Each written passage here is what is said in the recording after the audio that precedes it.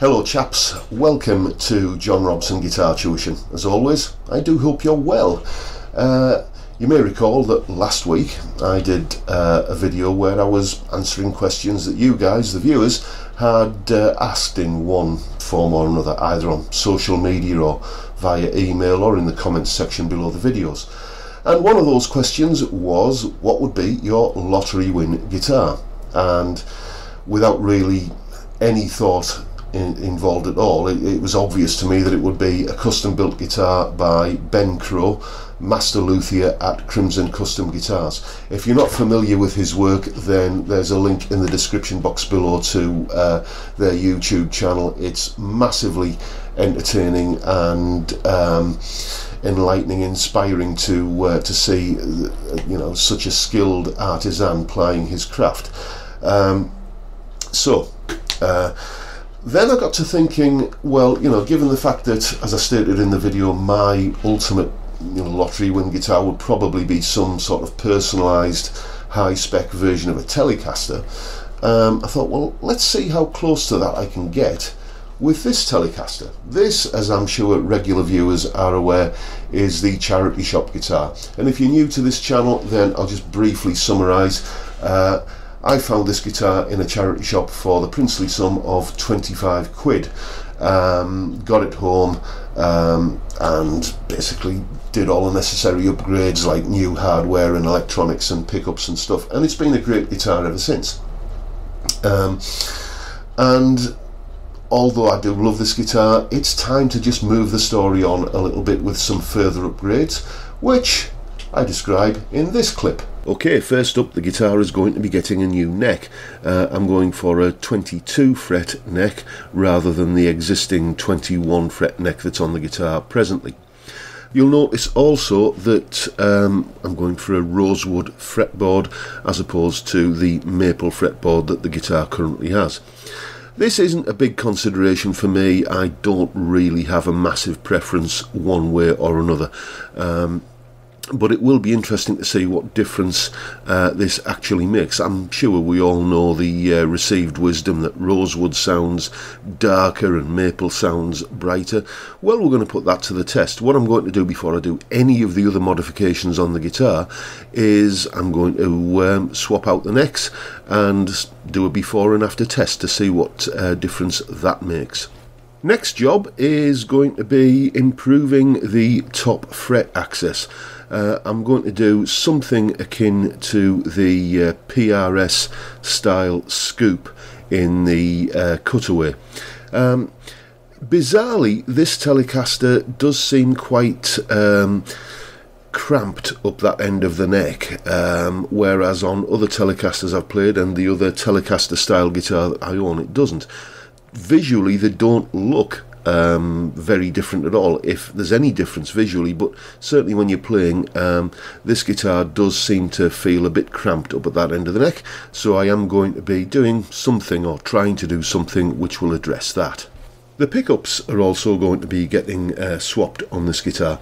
Basically the neck pickup at the moment is an iron gear. I can't remember the exact model, but it's essentially kind of a hot, overwound Telecaster neck pickup.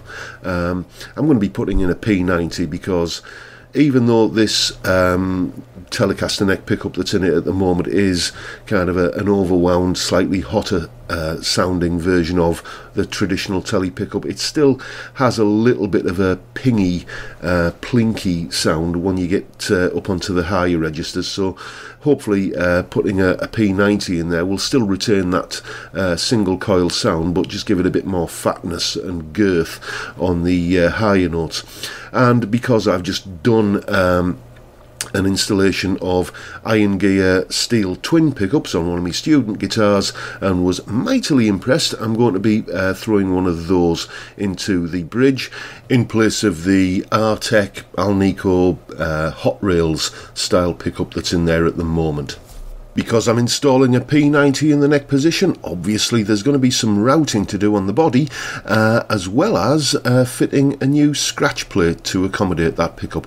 Guess what colour that's going to be? I'm sure regular viewers to this channel already have a pretty good idea on that one. Next up, for no other reason than I think it looks nice and it was ridiculously cheap, I've ordered this rather funky looking engraved control plate. And finally, because I'm going to be taking a file to the body of the guitar in order to do that cutaway scoop, I'm going to have to refinish the body, and I'm going to use this product here, which is a Ronseal furniture wax. My wife uses this in her hobby of doing furniture restoration. She'll buy a nest of tables or a stool or something from a local charity shop for like a £5 or a £10 or something like that. Sand it down, give it a coat of this stuff and flog it on a craft fair stall for 30 or 40 quid, and it does give rather good looking results, and it's a very hard wearing finish, so it just seems ideal to me to use this on a guitar. It'll also be a much more tactile feeling finish than the kind of heavy gloss poly finish that's on it at the moment. So there you go, that's what's going to be happening to this guitar to hopefully get it somewhere near to my ultimate lottery win instrument. And there are a lot of upgrade videos on YouTube, you know, kind of build your ultimate Strat or build your ultimate Telecaster for under $200 or whatever. And it always seems to me that in these videos, step one is always, first, go out and buy 2,000 quid's worth of specialist woodworking tools, you know, table saws, band saws, pillar drills, all that kind of stuff that, you know, we don't all have access to. So one of the things I aim to show you in this project is that you can do a pretty good job, a very good job, in fact, just by using regular kind of everyday tools that most of us have, you know, in the garage or in the shed or wherever, you know, an electric sander, a drill, and stuff like that. There are going to be some specialist tools that I'm going to be using. I fully expect that that new neck is going to need the frets levelled and crowned, so I'm going to be using, like, you know, a notched straight edge like this, and a levelling beam and crowning file and stuff like that. But all that sort of stuff is very, very easy to get hold of and not expensive at all, so you don't necessarily need to spend a lot of money in order to get good results. What I'm also going to do is I'm going to avoid doing like a lot of detailed videos on this, because usually that just ends up with endless footage of somebody kind of going back and forth with a bit of sandpaper on a lump of wood, and how entertaining is that really, you know?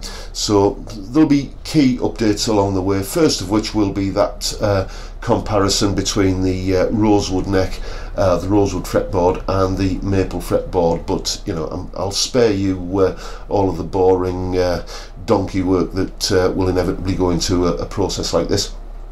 And yeah, there you have it. I'm excited to see how this turns out, and yeah, it should be fun hopefully to watch as well as to do. So I'll just reiterate now that, changing the subject, that there is a competition running on this channel at the moment where you can win this rather fabulous little multi-effects pedal. It is a Zoom G1ON pedal. This has been donated very kindly by one of the viewers to this channel to the charity campaign I'm running on this channel. More of that in a moment. It's basically what you do in order to, if you want to win this, is take a look at the modes instructional video, again link in the description, and you basically need to download the jam track that is you know, mentioned in that video, and the link is there as well, and have a go at soloing using the information that I describe in that video. Send your entries to me. You can see the email address on the screen, and as soon as this channel hits 9,000 subscribers, I will inform the person who has done the best solo that they have won a pedal. Because this was donated to the charity, I will make a suitable donation to Zoe's Place Baby Hospice, which is, as you know, a charity in Middlesbrough which provides palliative, respite and end-of-life care to children under 5 with terminal illnesses. I'll make a donation to them in return for this pedal. The charity's getting a little bit of help, and you could potentially win a fantastic pedal. And I'll just draw matters to a close now by saying that if you would like some tailored one-to-one guitar tuition, then get in touch with me via the details at the end of this video. If you live on Teesside in the northeast of England, you can come along for a face-to-face lesson, or wherever you are in the world you can have a lesson via Skype, and your first lesson is free whichever way you do it, so you got nothing to lose. And with that, I'll bid you all a good day and say thank you very much for watching, and I'll look forward to seeing you all again next time around. Bye for now, folks.